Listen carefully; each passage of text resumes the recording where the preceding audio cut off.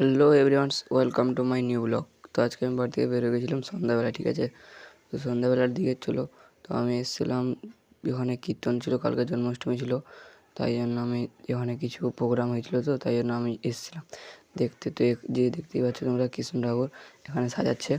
তো আমরা কৃষ্ণ ঠাকুর দেখলাম, তারপরে পাশাপাশি ঢাকাইস একটা ইসের মন্দির আছে, মনসা ঠাকুরের মন্দির আছে। এই যে মনসা ঠাকুরের মন্দির, এখানে বসেই কীর্তন হবে, ঠিক আছে। কৃষ্ণ ঠাকুরকে সাজাচ্ছে এখন, ঠিক আছে। তো কৃষ্ণ ঠাকুরকে সাজাবার পর চলো, তো কৃষ্ণ ঠাকুরটাকে দেখে নাও কত সুন্দর দেখতে লাগছে। তো আমার ক্যামেরাটা ঠিক নাই একটু, ঠিক আছে।